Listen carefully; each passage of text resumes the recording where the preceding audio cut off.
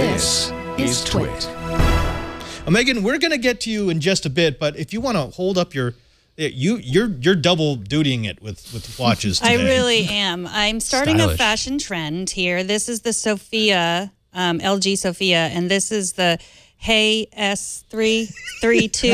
I don't blame you. It's the WeLoop Hey3S. The WeLoop Hey3S. And we're worn together. You create a fashion statement, forward thinking. Basically, you're just saying, I don't care about style at all. Okay. Now, I actually have the same watch right here. This is the Hey3S, and I got this one from CES over at Showstoppers. I dropped by, and well, they wanted me to try it for a couple of weeks just to find out how it is that I like their style of smartwatch. I made a little segment a while back, and after 2 weeks of first showing this off on Know How, this is my review of the WeLoop Hey3S. Are you looking for the most advanced smartwatch on the market? Something with more features than a Samsung Gear S3, more style than an Apple Watch, apps for days? Well, if so, then the WeLoop Hey3S is not the watch for you. This is not the unlimited blade works of wrist candy. This is not an Apple Watch killer. This will not replace your phone. But what it can do is to be an incredibly competent health monitoring device in a watch package with the right price and a battery life that may shock you. The Hey3S is a multi-sport smartwatch with a 1.28-inch touchscreen under Corning G3 glass. It's light, and when I say light, I mean really light. A Samsung Gear S3 is 60 grams. An Apple Watch can be up to 125 grams, but the Hey3S tops out at 38 grams. It uses low-power Bluetooth 4.2 to connect to your iOS or Android-compatible phone, and is equipped with the full set of sensors that you would expect from a health monitoring device. GPS and GLONASS positioning, an optical heart rate sensor, compass, gyroscope, 3-axis accelerometer, and 9-axis IMU. All of that means that it can track steps, cycles, distance, speed, heart rate, and sleep patterns. It's also IP67 rated so that you can use it while showering, swimming, snorkeling, and diving down to 30 meters. Beyond the multi-sport features, the Hey3S gives you a basic smartwatch functionality. Linked to your phone, you can choose to receive notifications from most of your apps, and data is synced periodically, meaning that you don't have to have your phone with you at all times. There's a decent selection of watch faces, though the watch can only hold one alternate face at a time, and syncing over BLE is a slow process. The 1.28-inch touchscreen is responsive, but then again, there's not much to the UI. A few rudimentary icons let you access the various sensors of the watch, set up lap times, timers, and the like, but it's not exactly overwhelming, and it's definitely not beautiful. But then again, it's not supposed to be.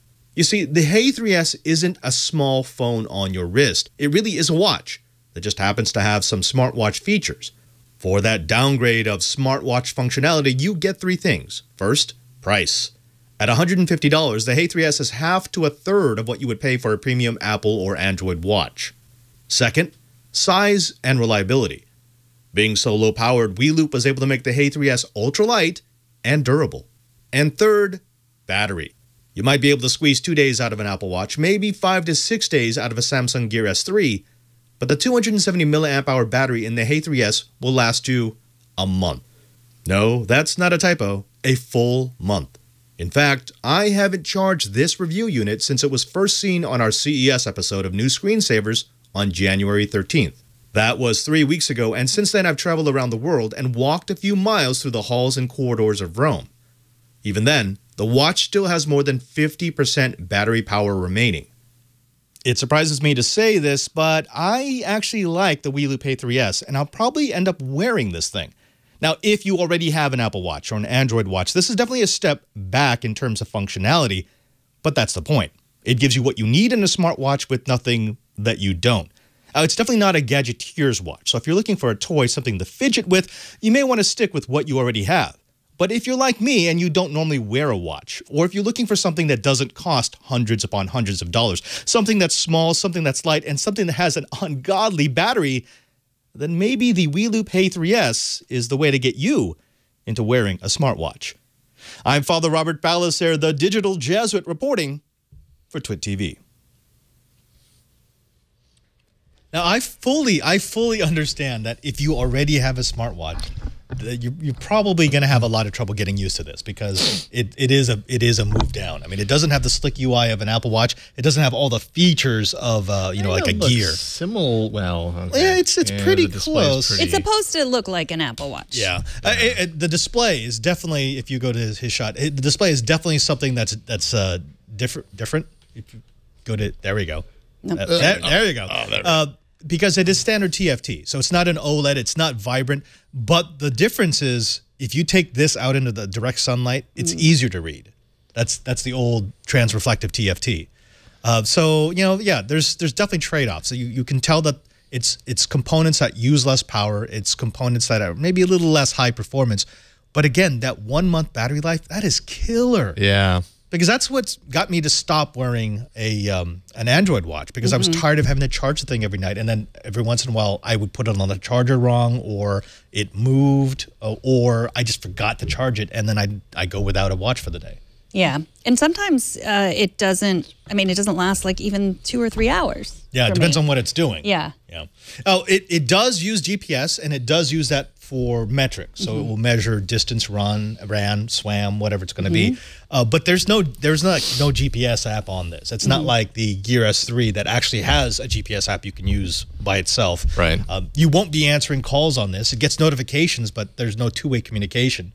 So it's a very specific type of user who's going to get this. Someone who wants a watch that's light because it's half the weight of either of your watches. It's something with a crazy long battery life that's between half to a third of the cost and is willing to take that limited functionality because they don't really want that much on the wrist. I mean, I like it. I think it's a little bit too expensive still. I am actually with you. If I was going to throw a con in there, because I think it's actually, I like the concept. It's a watch that's smart, not a smart watch. I would say if you could get that to $100, then that's the perfect price point. $150 still kind of feels like, well, I mean, do I want to pay $100 more and maybe get a used Android watch? So I don't know. Yeah. I don't know. I don't know if you do. You could pay $100 more and get a used Apple Watch. Yeah, right. Exactly. Yeah. So that's it's you got to play with the price points a tiny bit. Yeah.